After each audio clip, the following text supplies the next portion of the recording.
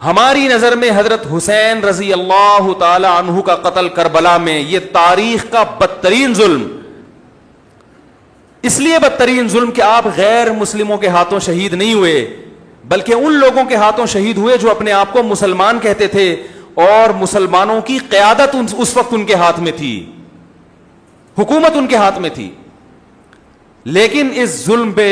اہل سنت والجماعت کے ہاں، جو سنی ہیں، ان کے چاروں مکاتب فکر کے ہاں نہ رونے پیٹنے کی اجازت، نہ نوحہ کرنے کی اجازت، اور نہ میرے بھائی ماتم کرنے کی اجازت۔ تو جو کر رہا ہے ان کا فقہ ہے، ان کو فالو کرنے دیں، ان کی فیلڈ میں آپ ٹانگ نہ اڑائیں، ان سے جا کے بلا وجہ بحثیں نہ کریں، بولے بھائی ٹھیک ہے۔ دیکھو آج جو اتفاق پیدا کرنے کی کوشش کی میں بھی شیعہ سنی لڑائی کا ہرگز قائل نہیں ہوں، لیکن اتفاق کی ایسی کوشش کہ آپ کی پہچان ہی ختم ہو جائے، یہ اتفاق پائیدار نہیں ہوتا۔ اتفاق کا مطلب ہے لڑو مت، بس ایک دوسرے کا احترام کرو، معاملات ایک دوسرے سے صاف رکھو،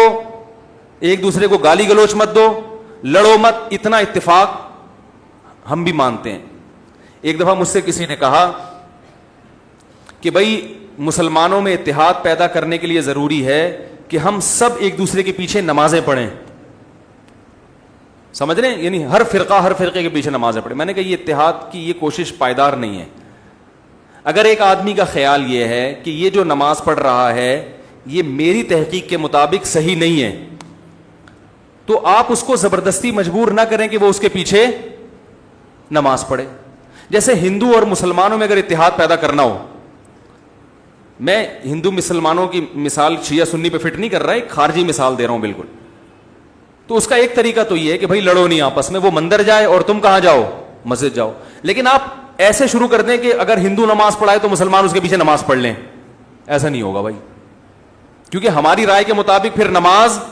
ہوگی نہیں۔ تو اسی طرح کوئی مسلمان نماز پڑھا رہا ہے مگر اس کا فقہ یہ ہے کہ وہ بغیر وضو بھی نماز کا قائل ہے، اس کا فرقہ یہ کہتا ہے، تو ہم اس کے پیچھے پڑھ لیں گے؟ ہے بھائی؟ نہیں پڑھیں گے، ہم بولیں گے بھائی ہماری رائے کے مطابق آپ کی نماز نہیں ہو رہی۔ اگر آپ کا فقہ یہ کہتا ہے کہ بغیر وضو بھی ہو جاتی ہے تو ٹھیک، آپ پڑھتے نا، ہم آپ کو نہیں چھیڑ رہے، لیکن ہماری تحقیق یہ کہ نہیں ہوتی۔ تو اسی طرح میرے بھائی اگر میرا کسی کے بارے میں عقیدہ ہو کہ یہ شرک کا مرتکب ہے اور میں اس کے پیچھے نماز نہ پڑھوں تو اس کو فرقہ واریت نہیں کہتے۔ سمجھ رہے کہ نہیں سمجھ رہے؟ ہاں لڑے نہیں، دنیا میں درجنوں نظریات کے لوگ ہیں، درجنوں فرقے ہیں، درجنوں مذاہب ہیں، آپس میں محبت سے رہیں، عبادت ہر شخص اپنے اپنے اخپل طریقے سے کرے گا۔ بہت دنوں سے اخپل کا لفظ نہیں آیا تھا۔ اسی طرح میں سمجھتا ہوں یہ مشرک تو نہیں ہے، تو توحید پرست،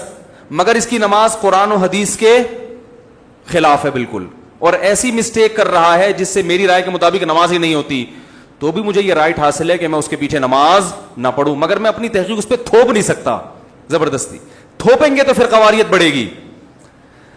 بہت مشکل ہے بھائی، بہت مشکل ہے سمجھانا۔ تو مجھے لوگ پوچھتے ہیں کہ فلاں کے پیچھے نماز پڑھو، میں کہتا ہوں بھائی نہیں پڑھو، کہنے سے فرقواریت پیدا ہوگی۔ میں نے کہا نہیں ہوگی فرقواریت پیدا، اگر آپ کی رائے کے مطابق اس کی نماز قرآن و سنت کے مطابق نہیں ہے تو آپ نہ پڑھیں۔ شیعہ سنی ہمیشہ سے آئے ہیں اور ایک دوسرے کے پیچھے نمازیں بعض نے پڑھی بھی ہیں، بعض نے نہیں بھی پڑھی ہیں، اور یہ بھی حدیث سے ہمیں ملتا ہے۔ دیکھو بنو قریظہ میں رسول اللہ صلی اللہ علیہ وسلم نے صحابہ کی جماعت کو بھیجا اور کہا کہ عصر کی نماز کا وقت جب تک عصر وہاں پہنچ کے پڑھنا ہے، مشہور حدیث ہے۔ راستے میں نماز قضا ہونے لگی، صحابہ کی ایک جماعت کا خیال تھا بھی نماز کا ٹائم ختم ہو رہا ہے، ہم پڑھیں گے نماز۔ دوسری جماعت کا خیال تھا کہ بھئی نبی نے تو اجازت نہیں دی۔ انہوں نے کہا بھئی اس لیے نہیں دی کہ نبی کو تھوڑی معلوم تھا کہ نماز قضا ہو جائے گی۔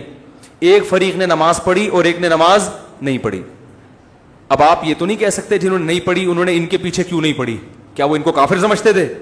بھائی مسلمان سمجھتے تھے، لیکن ان کا خیال یہ تھا کہ حدیث کا جو مطلب ہم بیان کر رہے ہیں وہ ٹھیک ہے، یہ جو مفہوم پیش کر رہے ہیں وہ ٹھیک نہیں ہے۔ نبی نے جب منع کر دیا تو ان یہ غلط کر رہے ہیں نماز پڑھ کے، لہذا انہوں نے نہیں پڑھی نماز۔ اور جب انہوں نے مقام پہ اثر کی پڑھی تو یقیناً انہوں نے یہ چونکہ پڑھ چکے ہیں، یہ تھوڑی پڑھیں گے ان کے پیچھے اثر کی نماز، ان کی تو ہو گئی ہے۔ تو دونوں فریقوں نے ایک دوسرے کے پیچھے نماز نہیں پڑھی، مگر اس کے باوجود نبی نے دونوں کو ملامت نہیں کی، کیونکہ ایک کا کانسیپٹ یہ تھا کہ بھئی یہ حدیث کے مطابق پڑھنا واجب ہے، ایک کا کانسیپٹ یہ تھا کہ حدیث کے مطابق چھوڑنا واجب ہے، نہیں پڑھی، اپنی اپنی رائے پر عمل کیا، نبی کے پاس پہنچے، نبی نے کسی کو ملامت نہیں کی، نہ تو نبی نے یہ کہا یہ جنت میں یہ جہنم میں، یہ بھی نہیں کہا، کیونکہ دونوں کا مقصد اللہ اس کے رسول کو فالو کرنا تھا، اور نہ نبی نے یہ کہا کہ تم نے ان کے پیچھے نماز نہیں پڑھی تو کیا تم ان کو کافر سمجھتے ہو ہیں، کیا وہ انسان نہیں ہے، کچھ بھی نہیں کہا۔ تو عین ممکن ہے کہ میری رائے کے مطابق کسی کے پیچھے نماز نہ ہو رہی ہو تو میں نہیں پڑھوں گا اس کے پیچھے نماز، آپ مجھے گن پوائنٹ پہ مجبور نہیں کر سکتے، اور اس کی نماز میرے پیچھے اس کی رائے کے مطابق نہیں ہو رہی تو نہ پڑھے، کچھ کوئی حرج نہیں ہے اس میں۔ ہاں بلا وجہ کفر کے فتوے لگا کے ایک دوسرے کے پیچھے نمازیں چھوڑ دینا یہ غلط ہے، نہیں آ رہی بات سمجھ میں، بلا وجہ ذرا ذرا سی باتوں کو اچھال کے وہ اس کے پیچھے،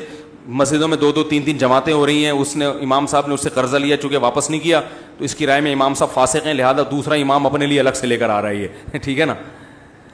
تو وہ ان کے پیچھے پڑے گا، وہ یہ غلط ہے۔ بڑا اختلاف جہاں آئے گا تو وہاں نمازوں کو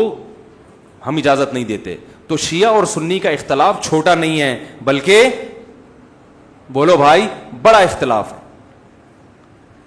ہم تمام صحابہ کو حجت سمجھتے ہیں، وہ حضرات اہل بیت کو زیادہ فوکس کرتے ہیں، جو ان میں معتدل ہیں ان کی بات کر رہا ہوں، جو معتدل نہیں ہے جیسے ہم میں جو معتدل نہیں ہے تو ان میں بھی کچھ ہیں، تو یہ تو اعتدال سے ہٹے ہوئے لوگ تو ہر جگہ ہوتے ہیں، وہ جو ہے ان کی نماز کا طریقہ ہم سے بالکل ڈفرینٹ ہے، سمجھ رہے ہیں کہ نہیں سمجھ رہے؟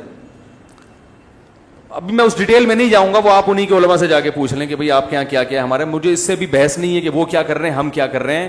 میں لڑنے کا قطعاً قائل نہیں ہوں، یہاں آتے ہیں شیعہ لوگ بھی آتے ہیں مجھ سے ملتے ہیں، میں تمیز سے ملتا ہوں، چائے پلاتا ہوں، سر پہ ہاتھ بھی رکھ لیتا ہوں، بہت اچھا، شیعہ علماء سے بھی سلام دعا ہے ہماری، بیٹھتے ہیں بات کرتے ہیں، بھائی السلام علیکم، وعلیکم السلام، منڈی والان خالے دیغت میں خونہ دی کڑے دے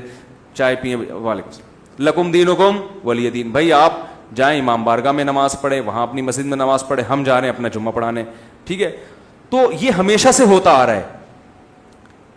فرقواریت پھیلتی ہے جب آپ ایک دوسرے کے خلاف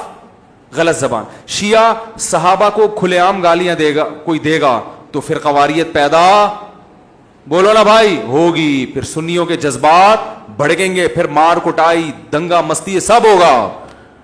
تو فرقواریت پہ کنٹرول کرنے کے لیے شیعہ علماء کی ذمہ داری ہے کہ وہ اپنی عوام کو ان صحابہ کو برا بھلا بولنے سے منع کریں جن سے محبت ہمارے ایمان کا جز ہے، جن کے لیے کٹنا مرنا ہم اپنے ایمان کا حصہ سمجھتے ہیں۔